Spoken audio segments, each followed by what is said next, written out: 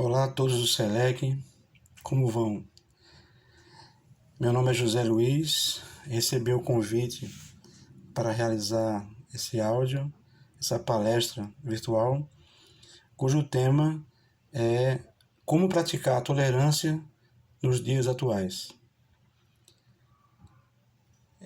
Reconheço que é um tema bastante delicado, é um tema muito importante, que deve ser tratado na casa espírita, deve ser tratado em nossos dias. E gostaria muito de compartilhar com vocês pensamentos e reflexões sobre esse tema. De início, devemos fazer recuar no tempo até chegarmos na chegada de Jesus aqui na Terra. Jesus nasce no seio de um povo extremamente intolerante. O povo judeu, que passou por várias situações de cativeiro, e naquele momento não era diferente, porque passava pela dominação romana, mas sustentava uma postura de orgulho, de raça, que, se de um lado alimentou a sobrevivência e a união desse povo, por outro, também nutriu a questão do orgulho, do preconceito e da intolerância. Então Jesus surge como um ponto de luz nesse momento tão delicado de transição do povo judeu e da humanidade. Não foi à toa que Jesus escolheu nascer naquele local, naquele momento. Então ele traz consigo uma tarefa, uma missão maravilhosa, que é ensinar aos homens uma posição, uma visão diferenciada da vida. E a todo instante, ao longo do seu messianato aqui na Terra, ele demonstrou a questão da tolerância, da compreensão. Ele próprio, vítima das perseguições e da intolerância dos poderosos, dos fariseus, dos saduceus, dos grupos que dominavam e comandavam, por assim dizer, o povo naquele momento. Ele, como jovem, ele não tinha a pretensão de modificar a lei mosaica, a qual ele respeitava. No entanto, ele fazia uma proposta nova, uma proposta de revisão de conceitos. Ele trouxe uma nova abordagem sobre a lei. E nesse momento, ele ensina às pessoas a lei de perdão, a lei de compreensão. Ele ensina que Deus é Pai. E se Ele é Pai de todos, então implica que todos nós somos irmãos.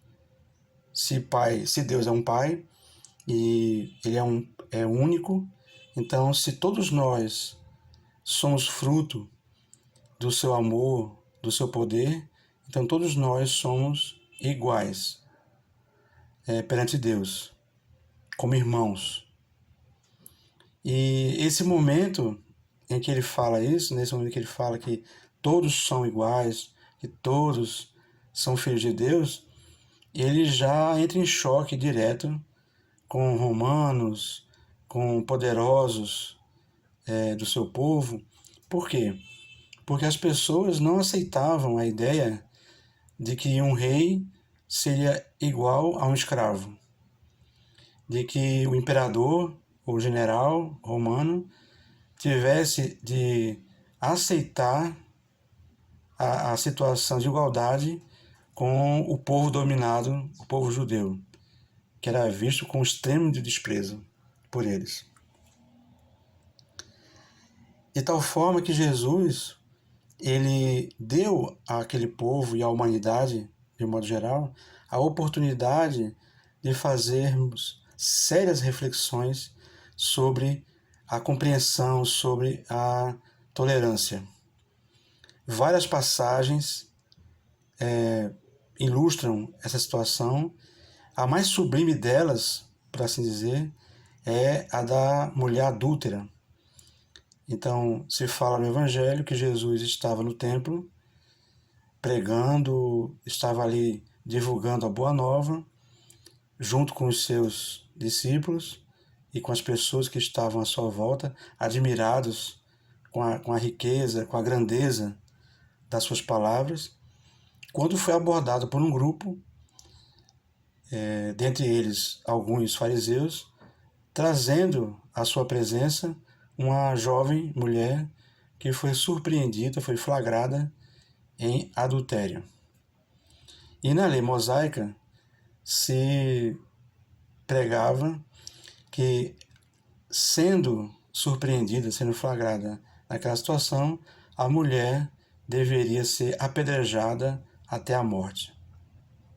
Essa era a prescrição da lei. Jesus, ao ser abordado dessa forma, foi desafiado.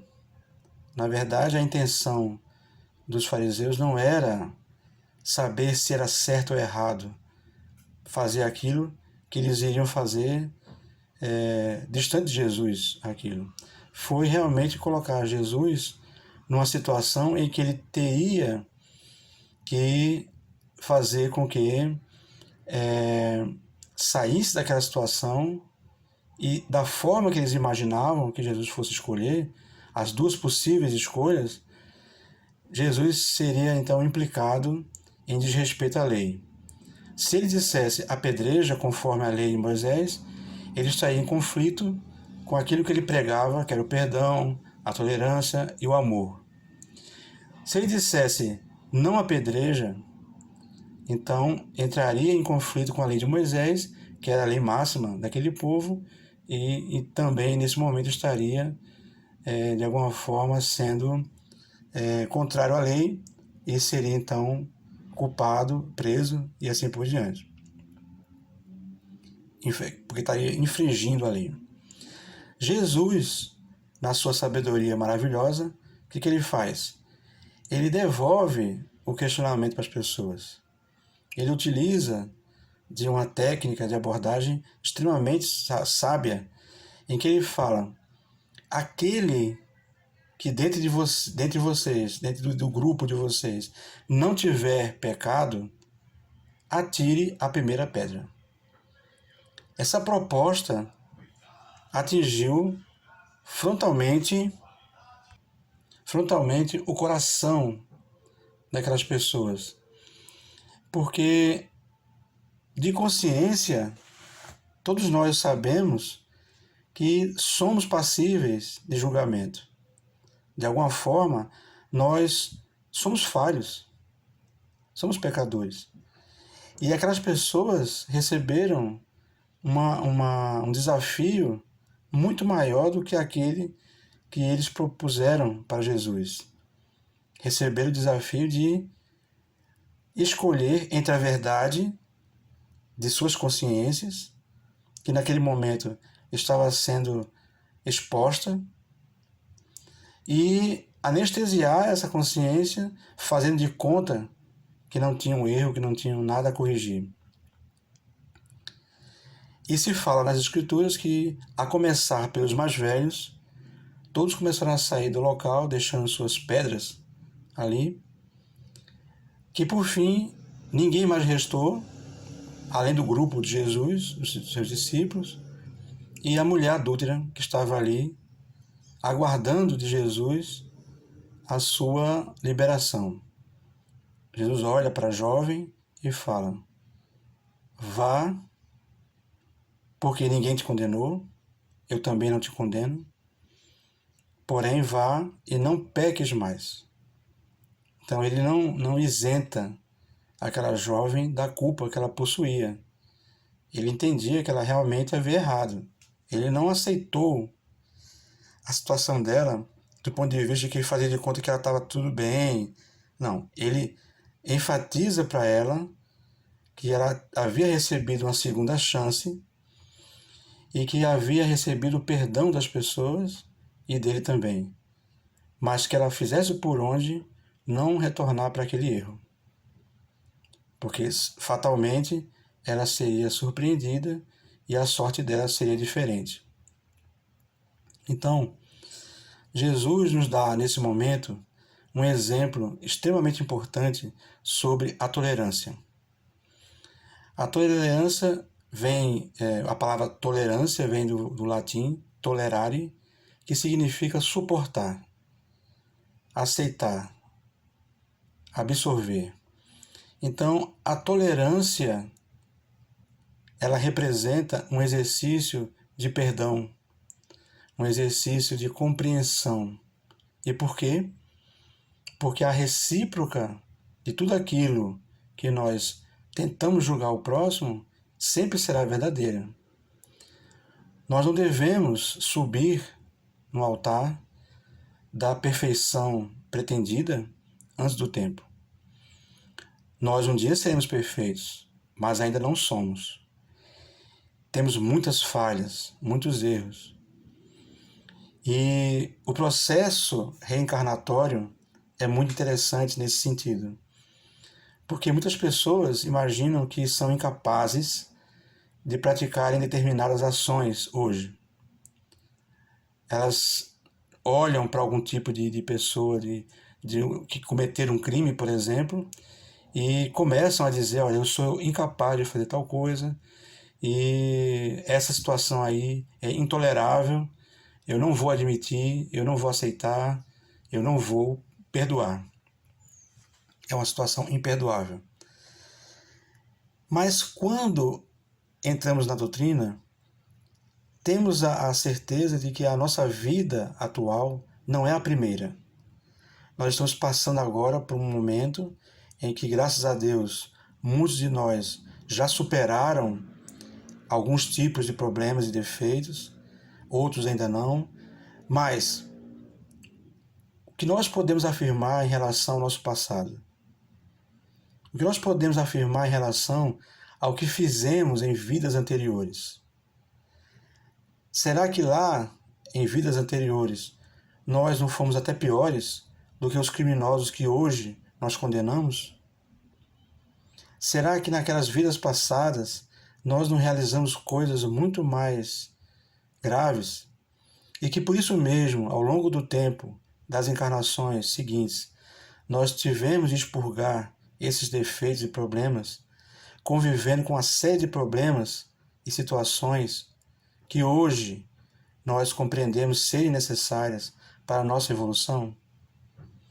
Então, vislumbrando a reencarnação como um alerta, como uma mensagem, a reencarnação nos diz que hoje nós estamos um pouquinho melhores do que ontem, mas não temos a certeza absoluta de tudo aquilo que nós já fizemos de errado ou de grave anteriormente. Isso força a nossa compreensão de hoje a aceitarmos, a abrirmos o nosso coração em relação às falhas alheias. Por mais graves, por mais terríveis que elas sejam. Devemos evitar a condenação das pessoas, porque não somos juízes e nem temos a capacidade, a competência do julgamento ou da condenação. Jesus sempre disse, da maneira pela qual condenarmos alguém, pela mesma medida dessa condenação, também seremos medidos, também seremos condenados. Significa dizer que não há entre nós pessoas que não possam ser condenáveis por algum ato presente, atual ou passado. Estamos todos envolvidos num processo de evolução. E nesse processo é muito comum, é muito fácil que as pessoas demonstrem seus erros, suas deficiências, porque só iremos conhecer as pessoas e só iremos nos conhecer no atrito da convivência.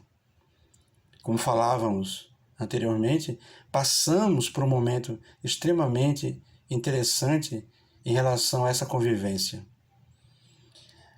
o momento de pandemia provocou em nós uma revisão comportamental muito interessante, porque a maioria de nós passava a maior parte do tempo fora de casa. Então a convivência com a família, a convivência com as pessoas mais próximas era muito reduzida.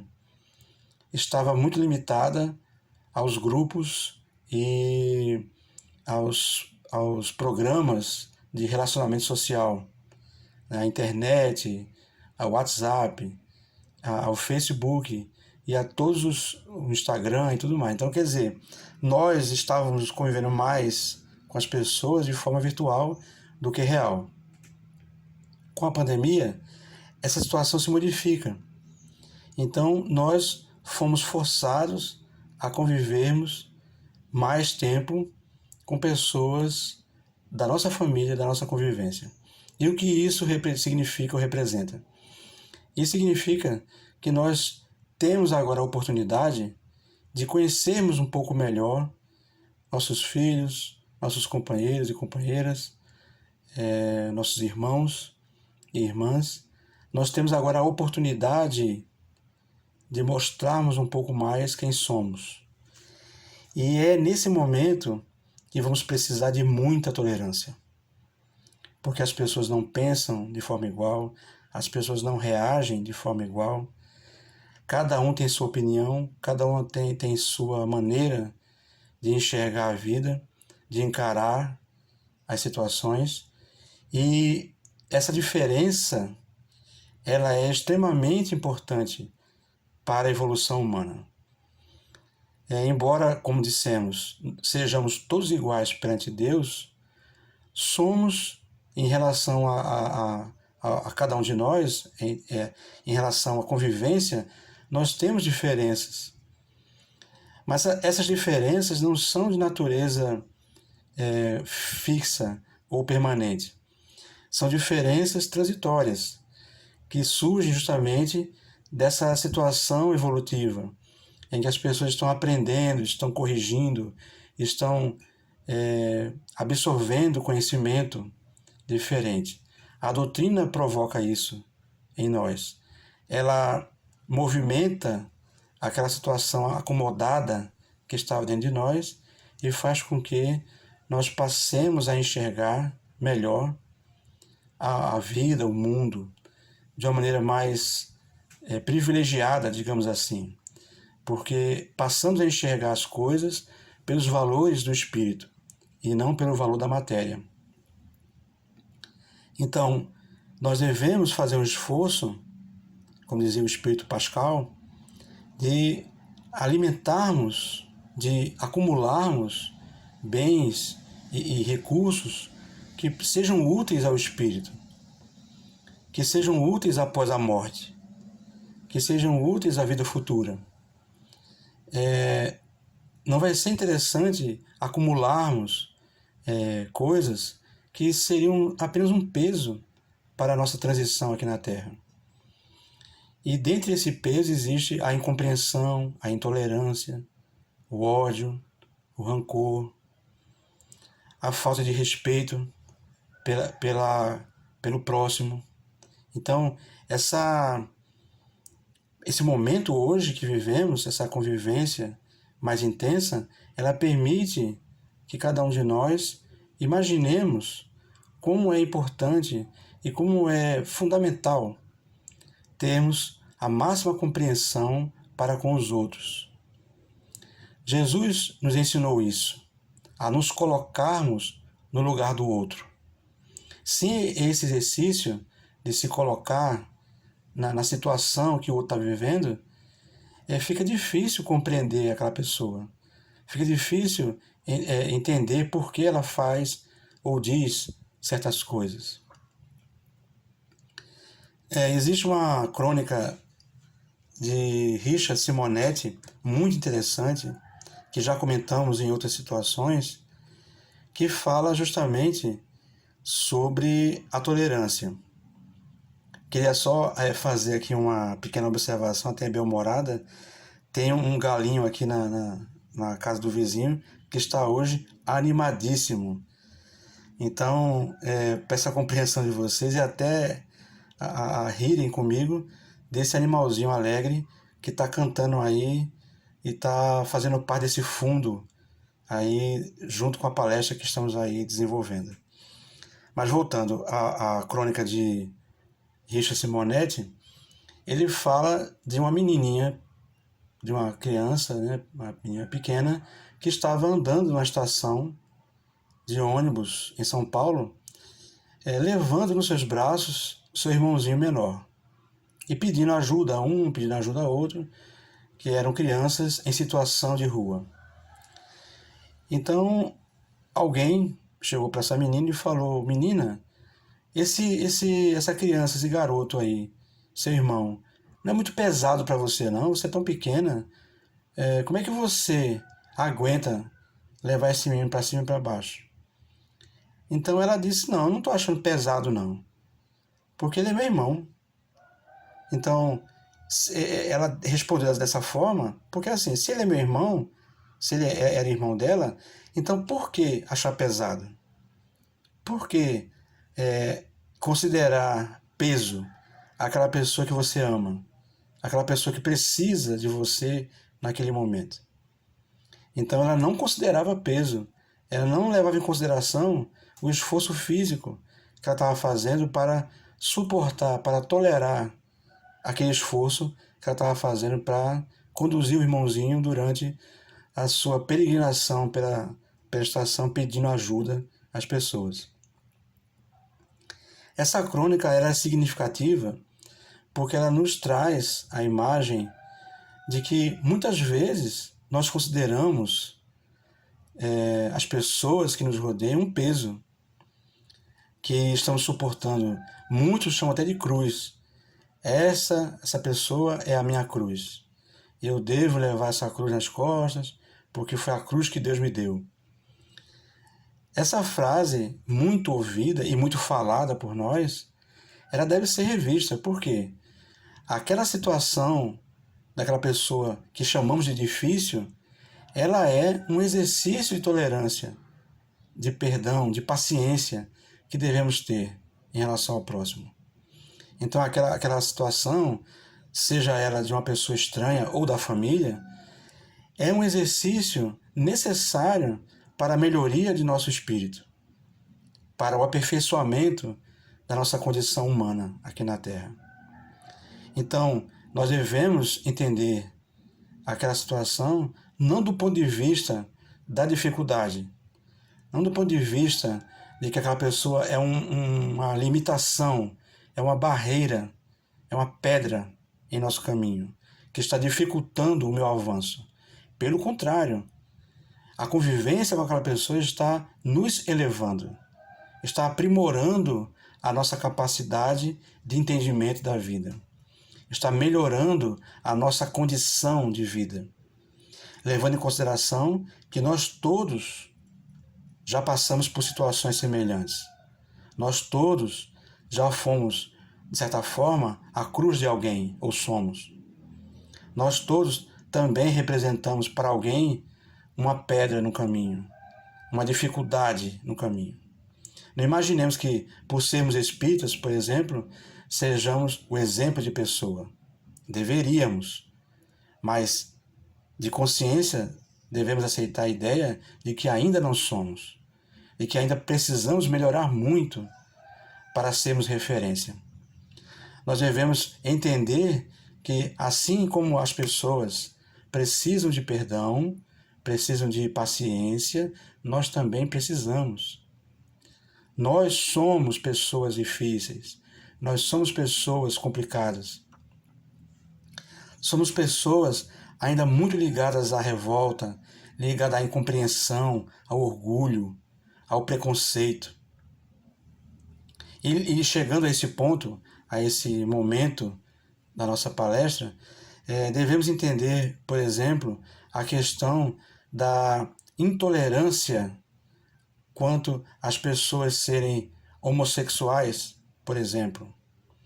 Então, a homofobia em nosso país é algo grave, é algo que beira a situação de urgência. porque leva em consideração muitas situações que levaram pessoas a serem agredidas e até mesmo assassinadas. Então veja como o nosso povo, aqui no Brasil, que tem a sua maioria esmagadora de cristãos, segundo o censo do IBGE, mais de 98% da população brasileira é cristã, pertence a algum ramo da fé cristã, seja católico, evangélico, espírita, enfim. 98% assume a questão da religião, assume a questão de que está seguindo ou procurando seguir Jesus. Mas veja a contradição disso. Numa nação que é profundamente ligada às questões religiosas, que está tentando seguir Jesus de alguma forma, se revela extremamente intolerante e preconceituosa, porque não sabe, não aprendeu ainda a conviver com a diversidade. Não aprendeu ainda a conviver com as opiniões distintas, com as opções distintas, com a maneira de viver distinta, com a maneira de ser distinta. Porque ainda nos proclamamos como pessoas melhores, diferentes, pessoas que estão acima, que estão à frente de alguém. Então, essa postura orgulhosa atrapalha muito a nossa compreensão da nossa necessidade de termos então uma convivência fraterna, uma convivência mais humana, mais próxima. A Revolução Francesa, ela nos traz como reflexo, como resultado, 3 princípios que são norteadores dos direitos humanos. O princípio da liberdade, o princípio da igualdade e o princípio da fraternidade. Quando pegamos esses 3 valores, nós compreendemos que todos os direitos humanos, hoje perante e presentes na Lei de Direitos Humanos Internacional, temos a ideia franca, uma ideia clara de que todo ser humano precisa de coisas comuns a todo ser humano. Precisa ter direito ao alimento, ao abrigo, ao remédio, ao trabalho. Precisa ter lazer, precisa ter alegria. Então essa lei obriga todos os seres humanos desse planeta a entenderem que estão compartilhando de necessidades idênticas, de prioridades, de necessidades que são comuns a todos, e não a algum grupo e outros não. Todos precisam dessas necessidades básicas satisfeitas. Todos precisam terem essa assistência e essa condição de ter acesso às coisas necessárias para a vida. Caso contrário, ficaria difícil entender por que alguns poderiam ter acesso ao alimento, outros não.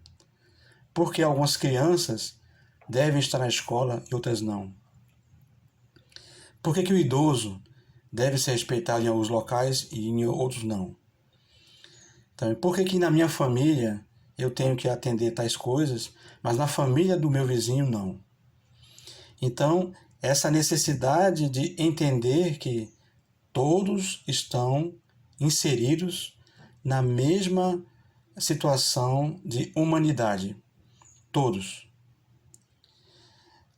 Voltando à questão da tolerância e do perdão, que implica na questão de que temos que amar, temos que aceitar as pessoas como elas são, antes de tentar moldá-las ao nosso bem-querer, de moldá-las às nossas opiniões, às nossas necessidades pessoais, às nossas opiniões pessoais. Então devemos amar, devemos expandir esse amor. Nelson Mandela disse que quando saiu da prisão, ele fez questão de deixar dentro da prisão o ódio, a amargura, o rancor, a dor, porque caso contrário, caso ele tivesse saído da prisão carregando consigo esses sentimentos, ele continuaria preso. Então essa mensagem de Mandela é muito importante para nós, porque representa que aquele que é intolerante, aquele que é incompreensivo com as pessoas, ele é prisioneiro de si mesmo. Ele continua preso, amarrado a situações que sempre estão levando as pessoas à dor. Fazendo referência à reencarnação novamente, por que nós hoje sofremos? Quais são as causas das nossas expiações atuais? Nossas atitudes atuais é um motivo bastante interessante, e também as nossas atitudes pretéritas. E porque ainda não conseguimos abrir mão de coisas que nos fazem mal, como o orgulho, como o ódio, como a intolerância.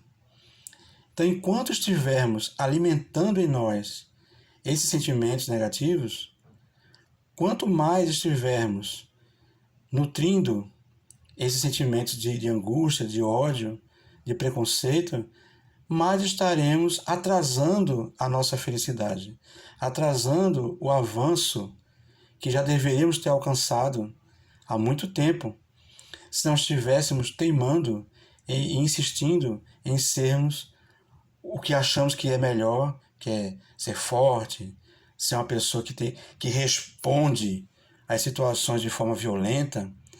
Se me agridem, eu agrido com mais força. Se gritam comigo, eu grito mais alto. Esquecendo que Jesus afirmou que, ao ferirem uma face nossa, virássemos e oferecêssemos a outra face àquela pessoa que nos agride.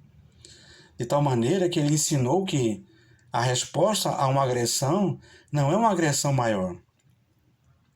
A resposta a algo que nos machuca não é machucarmos com mais força.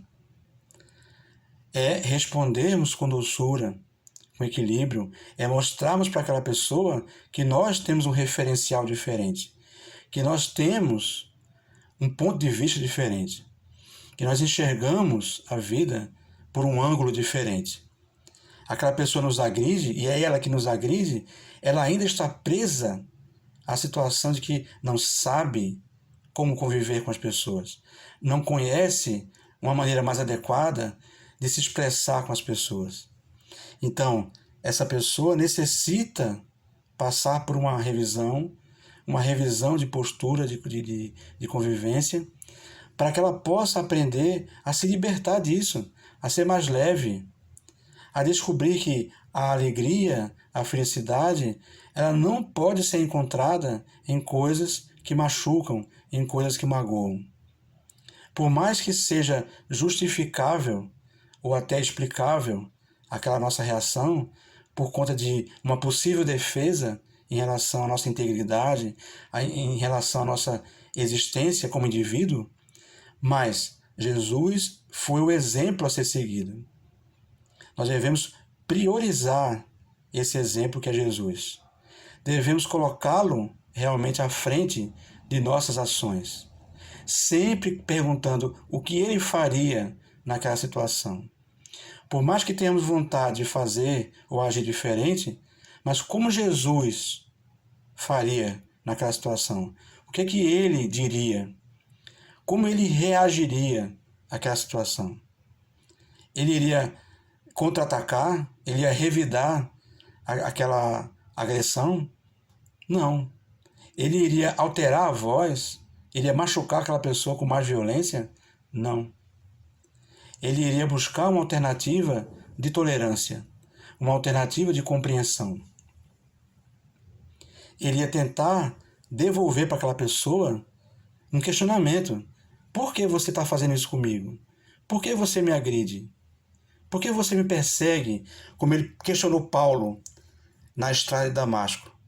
naquela conversão maravilhosa de perseguidor de cristãos para ser o mais importante representante do cristianismo, Paulo de Tarso.